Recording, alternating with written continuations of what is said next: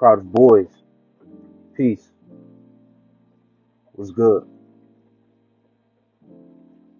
Come to talk to you boys today about semen retention and being in isolation. And a man in isolation is very dangerous. It's a dangerous thing. He can become a very dangerous person, a very dangerous being. You are a dangerous being. A man in isolation, for one, he's alone with himself. He's alone with his spirit. He's alone with his demons. And you're learning yourself. You're learning thyself. And you don't need no book to tell you about yourself, ultimately. Once when you're alone, you cut the TV off, you put your phone down, put your laptop away, you cut off everything, you cut off people.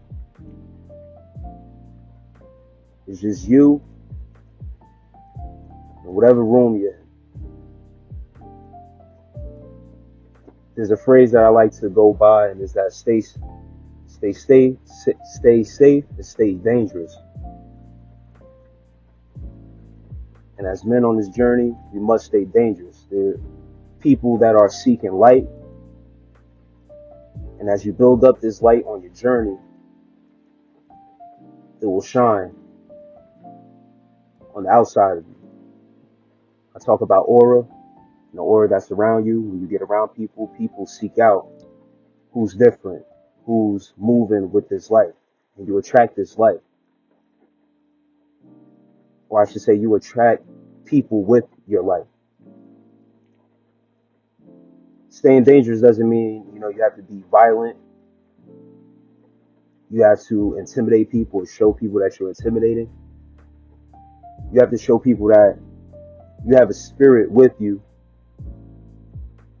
and your life force energy that you're holding on to, which is your masculine energy, that you are not one to be fucked with.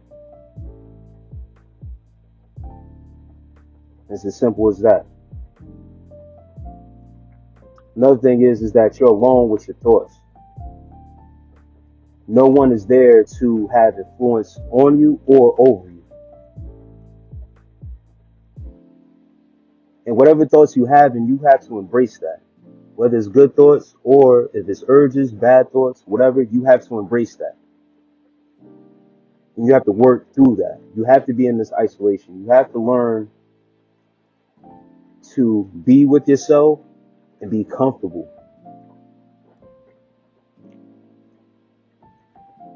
I heard this phrase before saying that you learn a lot from not listening. I'm going to say that again. You learn a lot from not listening. Not listening to people outside of you. Hearing other people's opinions, what they think. What their opinion is on what your life should be, or where you're headed, or an idea that you may have had and you may have shared with somebody, and they say, I think you should do this way, or I think you should do that the other way. Now, whether you follow that direction or not, you heard it and it still has an influence on you because they may be right. But going through your process of being alone and listening to yourself and your intuition, it may be a mistake that you may be making. You still have to go through that process and learn from it. If it is the wrong decision and if it is a mistake that you're making, you got to go through that process.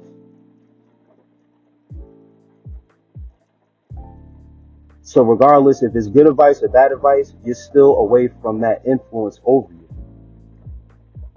Because ultimately what happens is, if you listen to that person and they're right, and you go through and you follow through with that, whatever it is, you're going to go back to that person because you're going to look at that person and become dependent on their opinion or what they think. And you don't want that. You want to make decisions as a man on your own. And you got to live and die with that. A man in isolation weeds out distraction and only accepts what is good for that said man. Especially when you're on this semen retention. You can't have negative people around you. People with a negative spirit on them. It rubs off on you. It takes a little bit away from your light. So what you want to do is weed out the distraction and only accept what is for you. If you plan to have people around you, make sure it's somebody that you can draw from their energy. This thing is give and take. So we have to draw from people who are like us, who have the energy to give away to us also.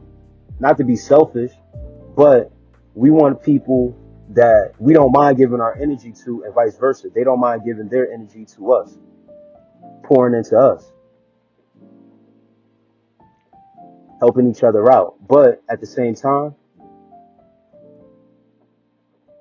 you have to be aware of the distraction when it comes.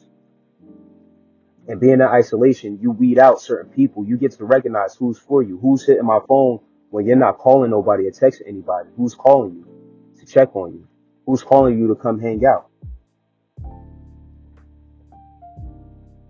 who's trying to be around you. What is their reason? What is their reason for being around you or wanting to talk to you? These are the questions you have to ask yourself. I've asked myself these same questions when I've been in isolation. Why is this person calling me? They must want something from me. Sometimes, yeah, it's just people checking on you. Some people just being nosy, want to gossip, want to know your business. But some people genuinely want to know how you're doing. If you have family, close friends and stuff like that. But you have to watch these people. You have to be aware of who you are giving your attention to. And if these people are a distraction. Another thing is when you're in isolation, you're faced with two options. You either erupt out of this isolation, you erupt out of this darkness with your light, or you self-destruct. There's no in between. Once when you're on this journey and you dive deeper into what you're supposed to be doing and how you're supposed to move, you cannot go back to what you used to be. You become renewed. Or you can fall into deeper darkness and ultimately self-destruct. I made an audio about having idle time and idle hands, and idle time is the devil's playground. In isolation, it can get very dark. You become lonely. You can get back into pleasing yourself. Turning that TV on, opening up that laptop, being on your phone, on social media. Next thing you know, you're looking at porno. But you have to learn in this isolation that you're in this darkness for a reason. And once again, it is to learn thyself. Go through all the motions of it. You can't avoid it. Last thing is that when you're in isolation as a man, you have to work on your issues. If you're an angry man, it's a weakness. Anger is a weakness. You have to work on that. You have to put forth the right effort to work on your issues for yourself, not for anybody else, to please anybody else, to show people that you're happy, you're joyful. It's not for them, it's for you. And anger is just, a quick example.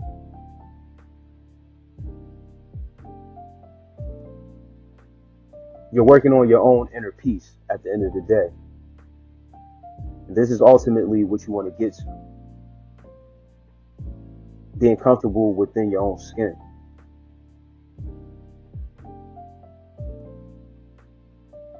So my boys, I leave y'all with that. Just coming through with a quick one, giving y'all some inspiration, some motivation. You're in isolation, you're not dealing with people, men or women. Stay safe and stay dangerous. With that said, love and peace.